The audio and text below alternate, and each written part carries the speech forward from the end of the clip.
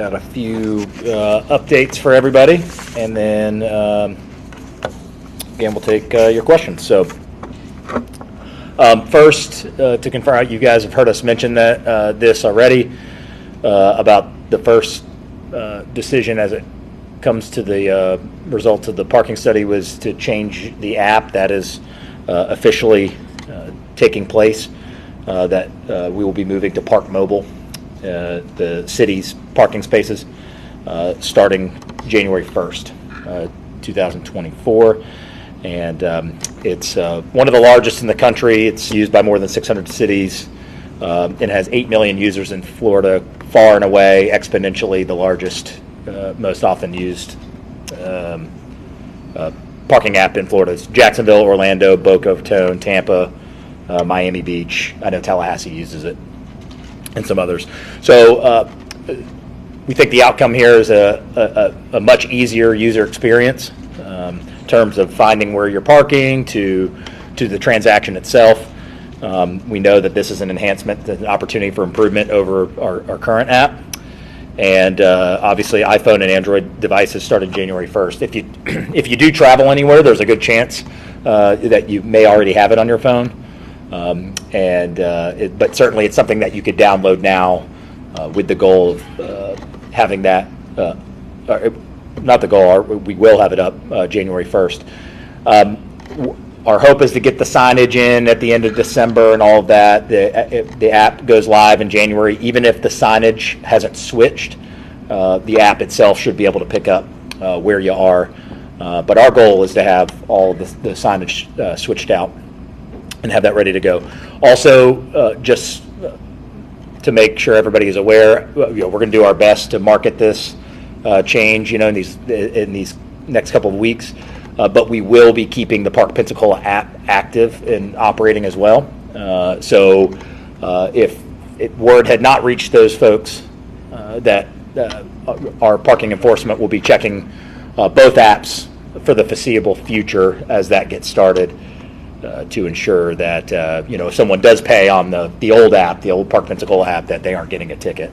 So that obviously isn't something we'll do forever. We'll monitor that, and as we see those transactions on the old app go down far enough, we'll make the full switch. But you would be able to pay with either one of those apps. So very excited to get that done and formalized. And again, you'll be seeing a lot of proactive communication from ourselves and Park Mobile, and certainly would appreciate you guys helping create that awareness that we are moving to the Park Mobile app. And again, I reiterate, it will go fully active for us January 1st, but it can be downloaded now. So there's no reason you don't have to wait until January 1st to get the app. It's just Park Mobile. It's not a Pensacola specific download. So you can go on, again, your iPhone or Android devices and go ahead and get it downloaded.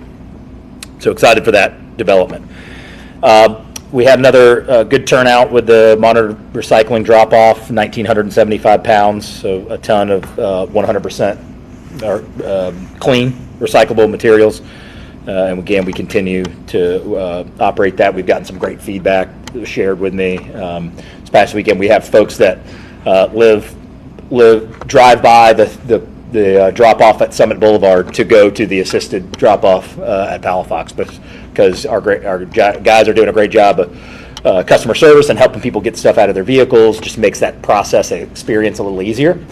So certainly thanks to Fred and the sanitation department out there of making that easy, and we've gotten a lot of positive feedback. We continue. I have a meeting this afternoon. Meeting with multiple different third parties, so nothing has changed in terms of our looking into an opt-in recycling option.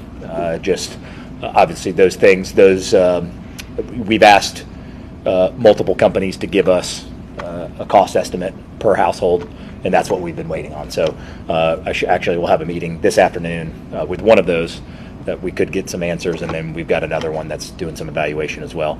So if we see the steps in that process will be, if we see that those companies can get something that's within the realm of affordability and what our expectations are, then certainly we would start a more formal process of bidding that out, and having a formalized opportunity for for a third party to provide opt-in services. So more to come on that. Hopefully here in the next probably 2 weeks, should have something substantial to report by the end of the year. Christmas tree drop-off sites.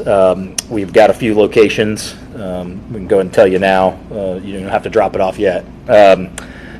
East, the Summit Boulevard recycling site, just east of that.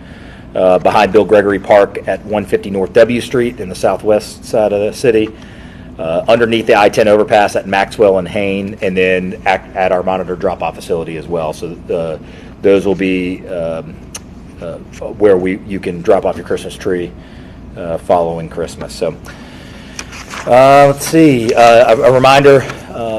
We talked about this during the agenda conference on Monday, that there's a text service for sanitation email. If you just go to cityofpensacola.com and go to our sanitation services page, you can get text updates. So if holidays change your schedule, recycling, all those kinds of things, we actually saw from our resident satisfaction survey that 39%, we asked the question, where do you get your information from? Media, social media. And the biggest delta we had was 39% of our city would like to get more information through text, and only 17% do. So, so sanitation's really been our first foray into trying to be more proactive in sending text messages out to communicate with our citizens. So, hopefully we can improve that number for next year, so they can sign up there. And that is pretty much it. Happy to take whatever questions you have. Yeah. Mayor, can you give us a readout on your community meeting, the Baptist stakeholders, this past Thursday? Yeah, sure. If it's not already posted, we'll get an update of it is up. Okay, so at noon today, we recorded the meeting, so that would be so the public can get an opportunity to look at it. But I think it was a great conversation, and it really was not this was not a brainstorming session about what should or shouldn't happen there. I want to mitigate any confusion that this is that decisions are being made about what's going to go there. What this really was is we as a community making sure that we are starting from the same place about the conversation, which meant James Lima, who was hired by Baptist to do all that community engagement, reported out what he learned, and we brought in Jerry Bruce from the Bayou District Foundation, who really has a purpose-built community, a best practice with a very similar sized parcel, about 50 acres in New Orleans, that started right after Katrina, and they built it and anchored around a school, mixed income housing, all of that. And so he talked about really their journey and what they've learned. So I thought it was really beneficial, and there were some questions about whether you repurpose versus demo. All of that is just way too early. We are completely focused right now on how do we get the capital stack to get something done. That's why I said you won't see any community engagements about what should go at the Baptist property anytime soon, because it's a moot point until we have the dollars for us to be able to do something. So there will come a time. There will be plenty of time. I'm talking about months and months and months, if not years of time, for us to have those kind of conversations, which are very important. But right now, we are hyper-focused on working with our legislature, working with Baptist Hospital, and trying to figure out how we can get potential demolition funded. To follow up on that, I guess, can you say how close you are at this point to getting a letter of intent done with that?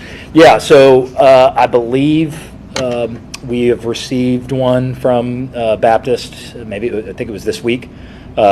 We would initially started down the road of a full donation request, and you guys, when you'd asked me about it before, I mentioned to you, we had some questions on environmental, and we were going back and forth about that.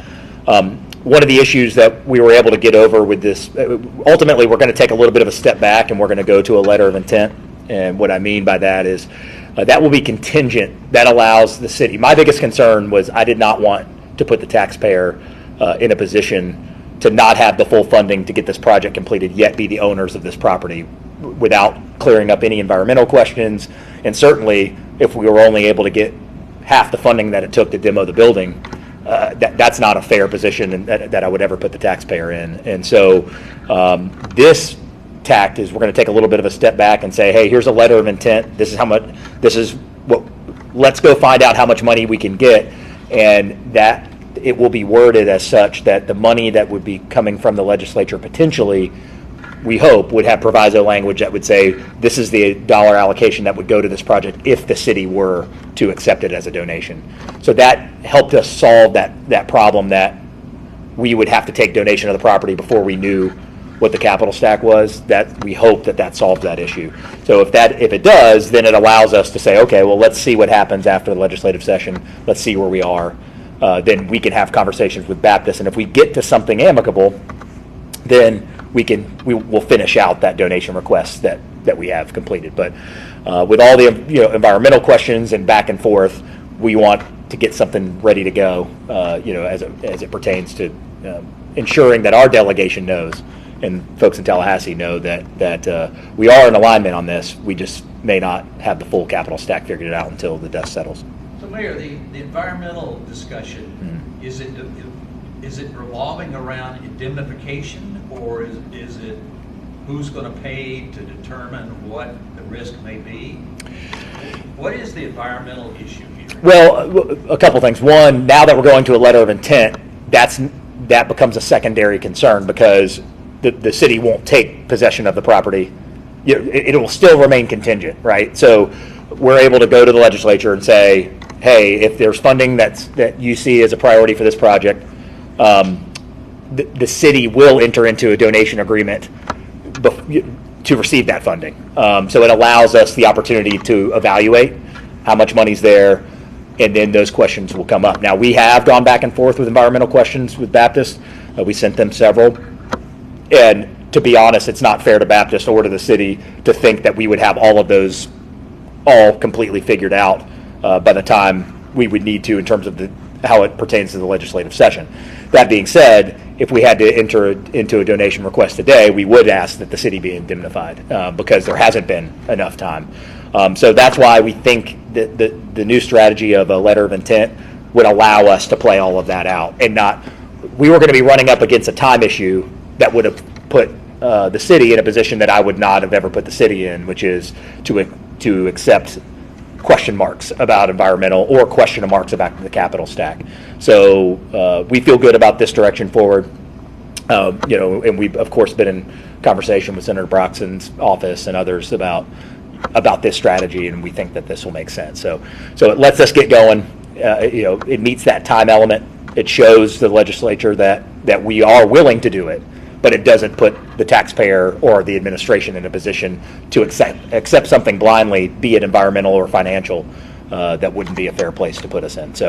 But nonetheless, those questions have gone back and forth, and of course, as it sat today, if we had to make that decision, then the request of the city would be we're indemnified, but from any environmental issues we're unaware of. Yeah. Excuse me. Talking about the Malcolm Young gym. Yeah. Is demolition still on the table? I know the CRA had a meeting yesterday with some people coming up and having concerns about wanting to restore the gym instead. Yeah. The decision was made by the CRA board last night that they wanted some additional information about whether it's feasible to demolish or not. Now, I certainly have confidence in the $30,000 report, preliminary report, and what the feedback that we got on that. As was mentioned, we were sent an email that said that it could be fixed for $163,000. Those folks haven't been in the building yet necessarily, and so at the end of the day, it's the CRA board's decision that to use their dollars for demolition. That they want. I certainly understand. They want to make sure that if we're making a decision like that, that it's the best one we can. Now the question becomes, and what we were also able to do is since that was the direction that they were going to go, that we said, myself, the administration said, well, if that's the direction you want to go, then how would you like to proceed? So how we'll proceed is with a full structural assessment. Now, we're going to get a price tag on that, and it's going to be significantly more expensive than the demolition itself, and you start to get into feasibility questions about that as well. But certainly that's what we'll do, and we'll take a look from there. Personally, I think it's going to be quite a heavy lift, and as I said in the meeting, if there was actually a $163,000 solution to this, we would never lease it back out. I mean, the city, if our structural engineer is wrong and this other email that came in was correct, then we would find the $163,000 and open it back to the public. I mean, we wouldn't go back and lease it because I don't think that leasing assets like that for 20 years that are 62 years old make any sense for us. So that's what we'll do. We'll I expect probably in the next 30 days, even though we've been approved to go ahead with the structural assessment, it'll probably take that amount of time to get that priced and scoped. There's a very limited number of people in the United States that can properly assess these old gymnasiums, so that will certainly play a role into the significant cost of this this additional assessment. So we'll work through that, and we'll bring that to the CRA board, at least so they have an understanding of the type of financial request that they're financial obligation for this additional assessment that we're looking at, even though we have been approved to do it. So we'll see what happens. One way or the other, at least it'll get us to some kind of clarity, and although it'll delay us significantly, and I, again, have my own personal opinion about what the result of this is going to be, but, they're the CRA board for a reason. they're the stewards of those dollars, and certainly I'll respect, their decision on that. So this structural assessment will help figure out how much it would cost to repair the gym? Correct. I mean, what my hope is as we find, one of the handful of people that can actually assess these, we would have that assessment come in, and what needs to be assessed is not just, and there was a little misperception last night. This is not just about whether we can keep the pilings up. If the city were to take over this facility, there's a significant additional cost. For example, I'm willing to bet you, I have not been in there since I was playing basketball in there, and I've been in there a couple times, but it's been a long time. I'd be willing to bet you that it's not ADA compliant. I'd be willing to bet you that there's significant, and it will be assessed in this electrical issues.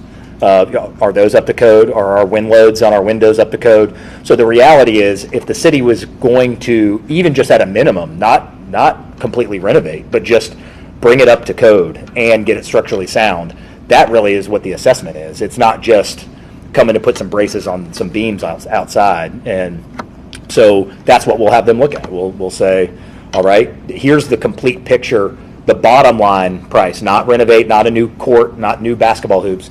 How do we can bring people back in here as a public city facility? What is that cost going to be?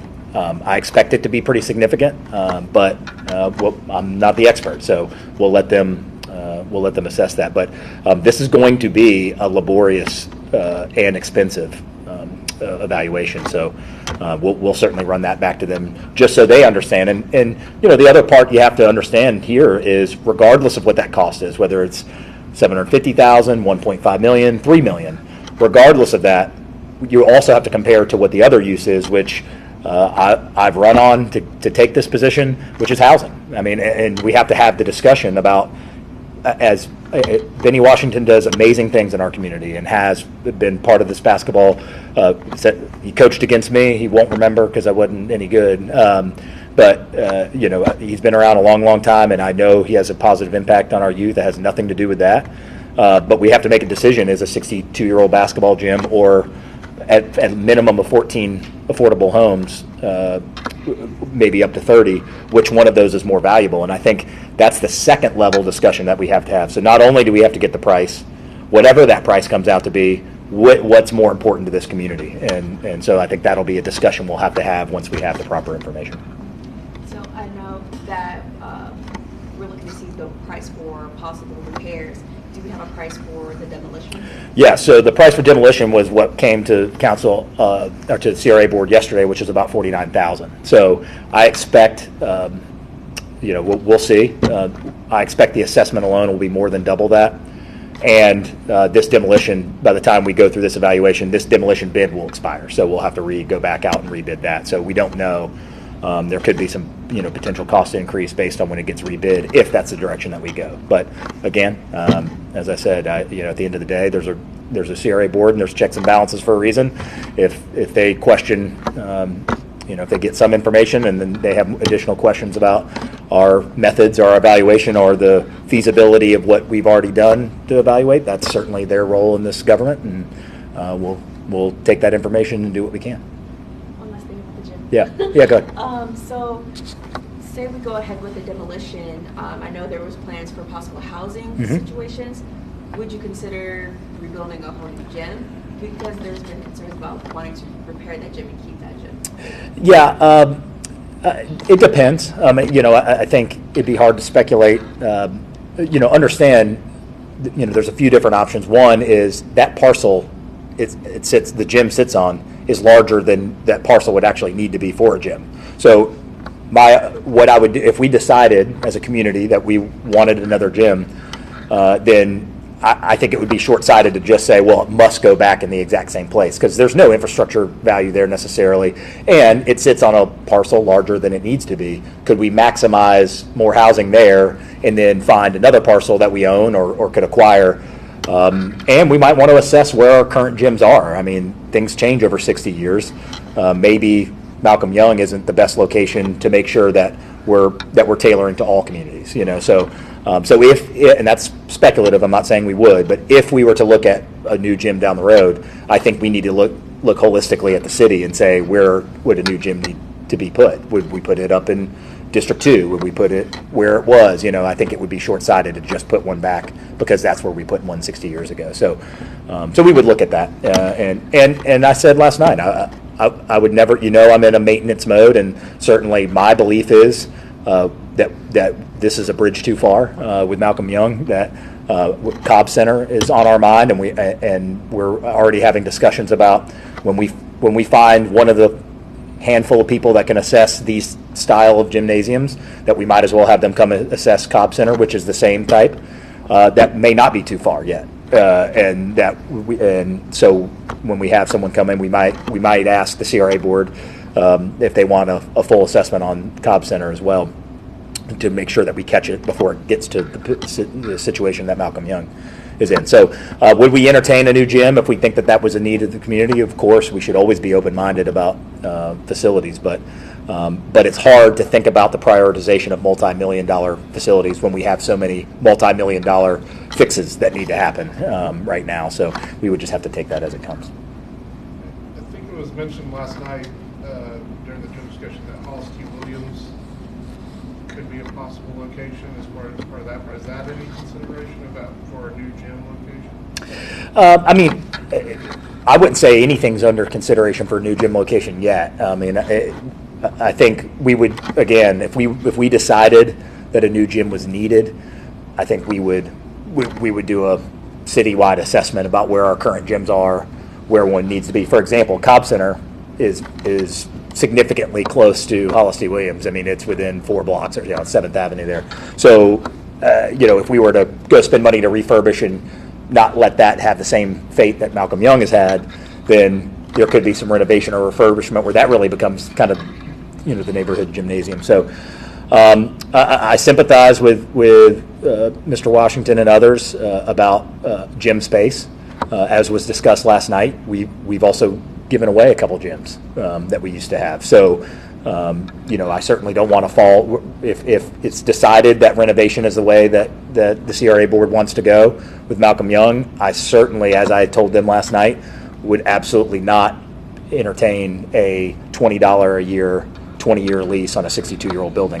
That will not happen from my side of things. So I think the decision they'll have to make is, what is the dollar amount that comes back with this full assessment, and then what appetite do they have wherever that number lands? If it's $1.5 million, is it 2? Is it 2.5? Where is the tipping point between spending that amount of money in a building with that amount of shelf life left versus a larger ticket for a new facility? I think that's what the discussion would end up. It's going to end up now. Where it goes, I don't know, but we'll just have to find out what the number is. What are your thoughts on just how this fits into the mission of the CRA? Is it, it seems like affordable housing definitely fits in the mission of CRA, but is rehabilitating a gym part of the mission of the CRA? How do you? Yeah, I don't, I guess you'd have to ask them. The CRA board, in terms of, at the end of the day, the board, we're working on it. We'll have a CRA update plan. All I can tell you is, after public safety, housing is my number one priority, and that's not specific to this project. It's any, whether it's Motor Lodge, whether it's what we're doing at Pensacola Sports, whether it's Malcolm Young. Certainly, as you guys are well aware, our intention was to try to create some affordable housing, and we have an asset, which is the property, that can help be part of a subsidy to help make this happen. And so that's where my priority lies right now. If we had 50 basketball gyms, that would be great. But I will never say that a 62-year-old basketball gym is going to be more important than dozens of houses for police and firefighters and nurses and teachers. I just, that's my one opinion. Again, certainly, I would not say it's an unfair request. Wanting to get that exact number, maybe our confidence levels are a little different between the board and myself on what we already know in the 35,000-ish dollar assessment that was made already. But we're not going to always agree on those things. That's certainly fine. I think that's their right to say, hey, let's be super sure before this building goes down. So again, as you guys can tell, I think I have a pretty good hunch where I think it's going to go. But we'll play it out, and we'll get them the information that they want, and we'll go from there. Mayor, has the co-responder policing totally implemented now? We have 2 social workers. I'll have to confirm if the first day of the second social worker might be this week. We were continuing to get delayed on that. Not we'd had the selection, but just a starting date. But Tom has been in for several weeks, so I'm not. I don't know if the second person, if she's out on the street yet, but it certainly will be by the end of the year. Any feedback on how it's working? I can tell you that Tom's jumped right in, and with I know he's been part of the Homeless Reduction Task Force meetings. He's getting around the community and meeting up with some of the other stakeholders. As I've described here before, I also know he's had some adversarial. One of the issues that I have had with us as a community is I cannot wrap my head around territorialism or adversary when we're all trying to do the same thing, which is help people in need.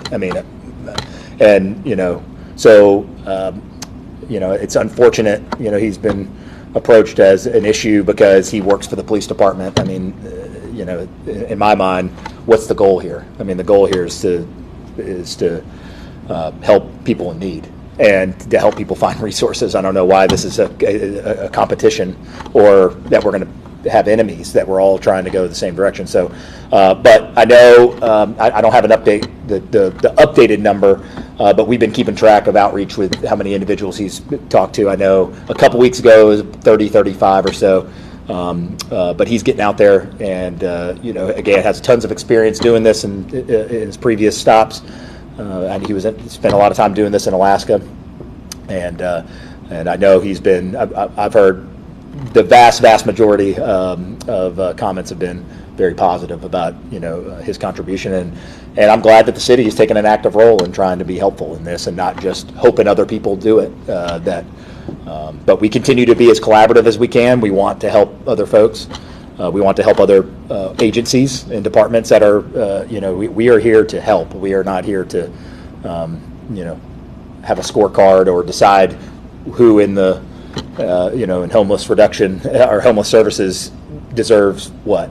So I'm very happy with his effort so far, and certainly I know that it'll hit hyperdrive when we got a second person and doubling those resources. When you talk about the resistance, are you saying it's coming from other government agencies or other nonprofits, or can you clarify? Yeah, I think it's other established there's been other established nonprofits that that have taken issue because Tom works for the police, and that somehow is adversarial. I mean, I don't get it, but you know, at the end of the day, this is an investment by the city to take a proactive role in trying to be helpful, and you know, I think an attitude like that might have us where we are, and I think where we want to go is all of us working together and trying to reduce homelessness, try to get people off the street.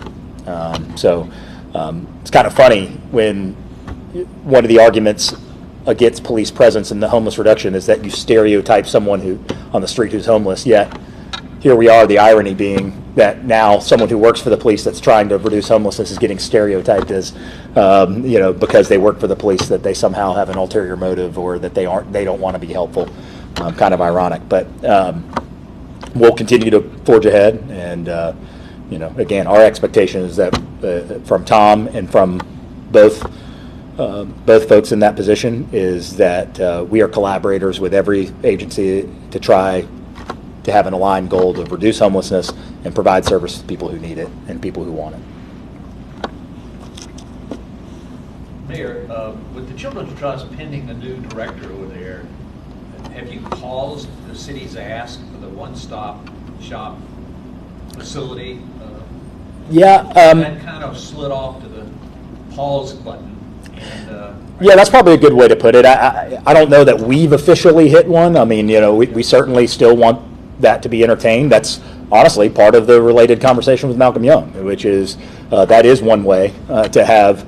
Remember, that was going to be a 100% children's use. It would have to be per the Children's Trust, and that was our intent, that there be health services there for children, pediatrics, as well as a gymnasium that could be used for youth sports and a lot of the things that Coach Washington talked about, you know, trying to, you know, get people off the street and decrease gang activity and increase, you know, educational opportunities, all those things. That's certainly what a facility like that would do. So, you know, you talk about replacement. Would we replace? Well, that would be one way to do it, is to, you know, have one that's already done, and it certainly will happen much faster than what than us trying to start something from scratch. So we are still very much interested in that. So I would say a pause button really in terms of leadership there, and you know, I wouldn't really know at this point how to proceed with that until they would have a director in place. But once that time is here, once we feel, you know, that can be done, certainly our interest has not waned. We're kind of letting this play out and certainly trying to get them, allow the trust to get their feet under them with the future.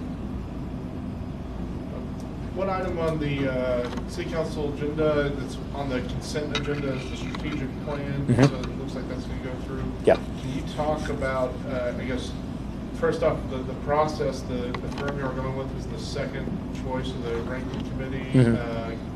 And then what will this whole process of the strategic plan actually look like for the community? Yeah, so yeah, very excited to get that started. Obviously, it's something we talked about since the beginning, and you know, you would hear me say during the campaign, when you have no plan, everything fits it. So you know, I think us getting aligned and honed in on a strategic plan will be very valuable for us. And one of to your second question about you know, the tiebreaker between the two, 1 and 2, obviously the ultimate decision rests with my office on any of it, whether it's 1, 2, 3, or 4. It doesn't. At the end of the day, it's our decision, and obviously it's two great firms that tied through this process. But at the end of the day, Gail, who obviously has a worldwide reputation, had more alignment with what I see as what the strategic plan should be for the city.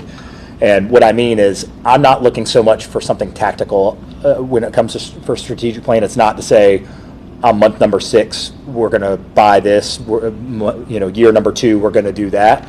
In my mind, what we don't really have a grasp on, we do a lot of surveys, and those are valuable, but we don't really have a grasp on what this council, what this administration, and what this community wants Pensacola to be in 5 years. And if we had a hurricane, God forbid, next year, a tactical plan isn't going to really do us a whole lot of good. So there's a little bit of misperception sometimes, because a visionary-based plan sometimes gets thrown into the pile of, well, that's one of those plans you pay for and then it collects dust. A visionary plan should help us factor into every decision and priority we have. And that's the way I see a strategic plan, that when we're done, and of course there'll be robust community engagement, council engagement, and people will be able to give that feedback, we're going to have a document that now allows us to say, here is what the community has told us is important to them: public safety, housing, whatever the case may be. It doesn't have to just be what the mayor thinks. It could be what we all think.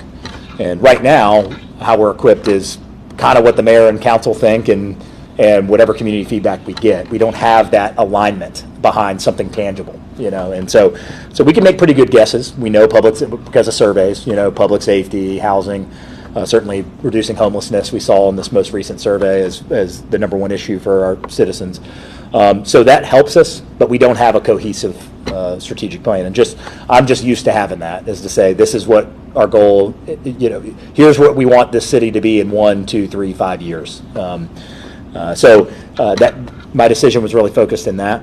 And, again, obviously very close, and not only the two terms that tied and went to a tiebreaker, but also the other firms that apply. Obviously, we're very grateful to have a lot of great competition for these types of plans, because we want it to be great. And so certainly excited to get that going. So when will that process begin if it goes through? Yeah, it's on consent. Once that happens, I'll have a call with Gail about that, and we'll have more information. So, obviously I want to certainly respect the process I've not had any formal conversation with them to this point. I just assessed the two tied groups and their reports and their presentations, but I've not had I haven't had any conversation about timelines or anything like that yet. I certainly want to respect the council process before we jump the gun. So once the vote happens Thursday, and it sounds like it'll, unless it's pulled off on Thursday, then we can start that process. Mayor, back to the Children's Trust. Yep. Pensacola Park and Rec got a pretty good evaluation when they went through their first year. Mm-hmm. And that program seems to be hitting a lot of the metrics that the Children's Trust has outlined. Do you see that program expanding?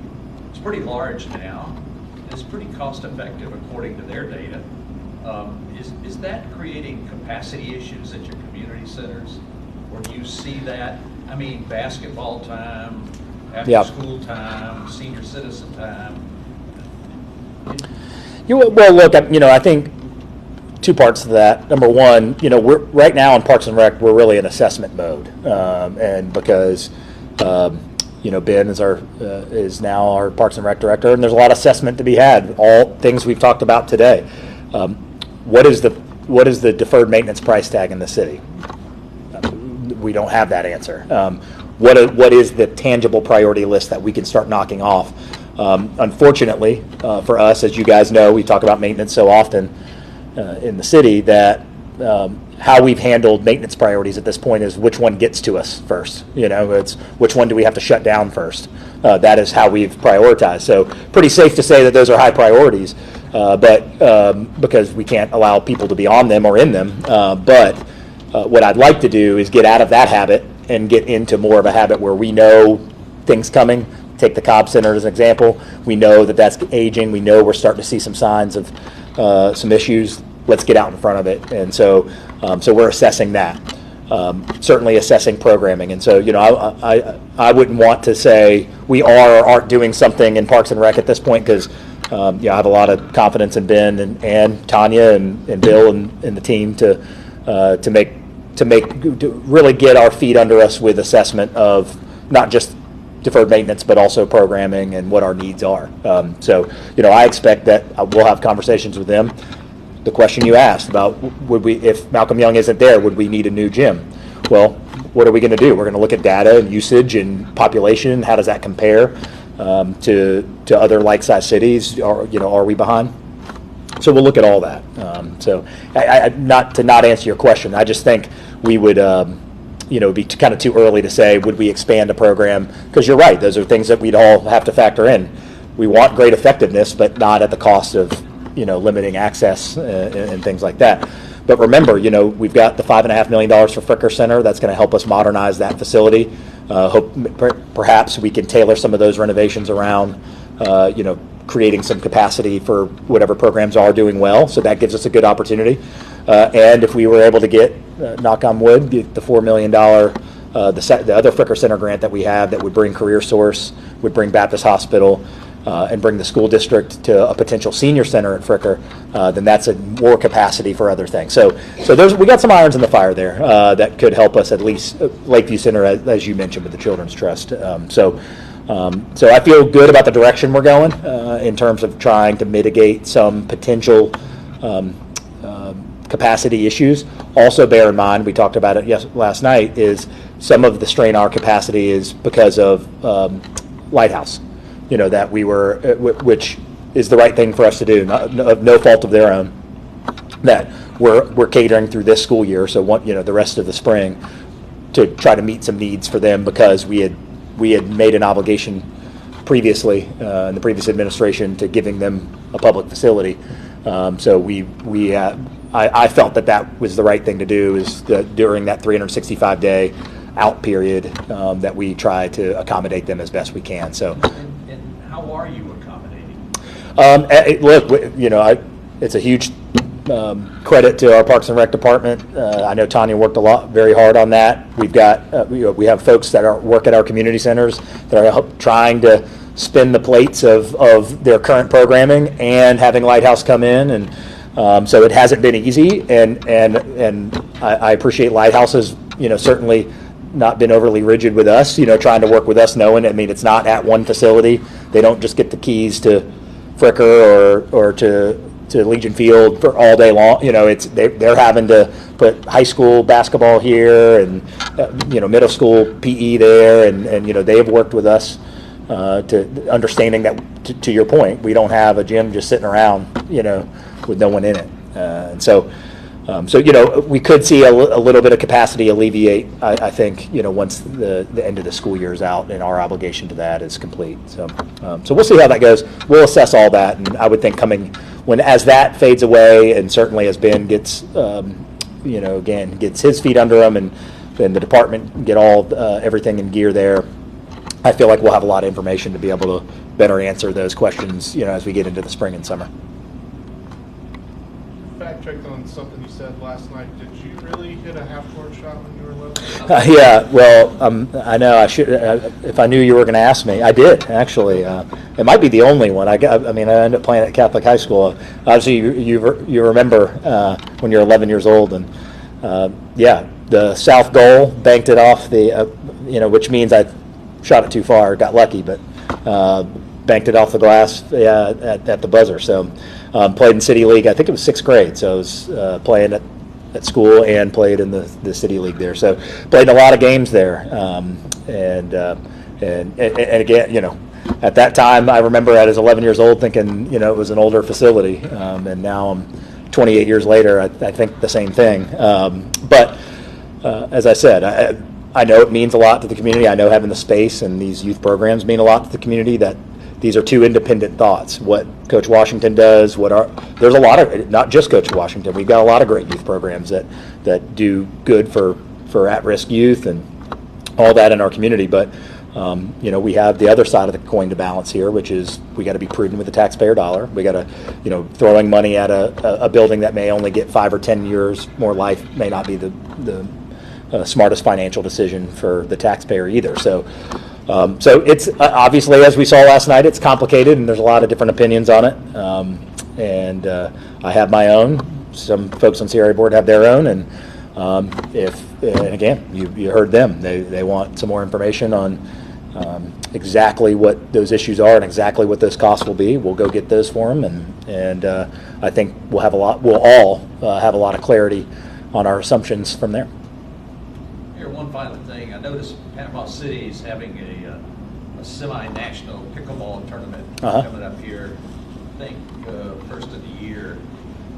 How's the Pickleball Port project coming along? Yeah, I know staff met with the developer, and I know that their first step is they're going to start constructing some outdoor courts, which is within their leasehold.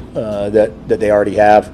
And I don't want to speak to the number 8 or 9. I mean, maybe, yeah. Don't hold me to that. Several outdoor courts, not in lieu of starting the project, on the interior. Just as you can imagine, a 45,000 square foot. We've talked about, the roof probably will be north of $1 million to be replaced, just the roof alone. Much less bringing it to code, much less everything else. So I actually think it's a pretty smart idea, from the developer to say, hey, let's get some activity down here. Let's have 8 or 9 courts. Those can be built very quickly, and we're part of the plan. It's not as a temporary use. That they could have those 8 or 9 courts up and running and get people out there using them, and then go ahead and start on the larger project. So certainly I support that. I think that's good, and the sooner we can get some activity down there and make that an amenity or an asset for the city, the better for all of us. So, so that's where it sits. Lease, the public access is guaranteed in that lease, or was it going to be like a club? So I'm thinking about outsourcing park and rec stuff. Yeah. Is that the right way to look at it? Yeah, I couldn't speak to whether there would be free public access to it. In other words, it can be. There's member base. I'm sure there'll be guest fee. I mean, it's going to be privately run. But remember, to me, the major benefit to the city is there are cities all over this region, all over the country, that go bond $40 million to go build a facility like this. And then they realize they're not in the operations business, so then they go third party out an operator, except they hold the note. And I feel like the best of both worlds is to allow someone else to foot that expense in the build. And we just happen to have a perfect scenario for that. We've got a building that no one's leased as long as I've been alive, long term, and we can activate it, not only for pickleball, but remember our conversation about it before, 45,000 square feet of floor space that is double the largest one in the city. So whether that be conventions or Pensacon or anything else, we gain an amenity for the city that could help us bring more people in, bring more tourism in at no cost to the city. And that's not always a guarantee. As I said, I don't think people would think we were crazy if we had said we need a convention center or we need something like that, and I'm going to come request that we bond tens of millions of dollars to do so. But people may not support it, but it wouldn't be the craziest thought ever to go do that. And so I think for us to get something that is in the public good, even if it's run privately, that would allow us to, from economic development opportunities, that's where the value of that project is, in my opinion. Pickleball is a tactic, but it's really that we get something into the public good that allows more tourism attraction, more economic development, more visitors to come here. What part of the property are the outdoor courts going to be on? It's not going to be the water-facing side? Yeah, I mean, it's kind of hard to describe. It's really more the east side, between the ferry landing and the building itself is the preliminary drawings I saw. So I'm sure we can. If they're finalized and not in draft form, I'm sure we can share kind of what the tentative, when they met with us, they kind of showed they have a map of kind of what they laid out for. It's a funky property line, so it's kind of hard to say which one's face on the water side, so to speak, because it kind of all is depending on where you are. So, but we can show you, what that is. All right, thank you guys, appreciate it.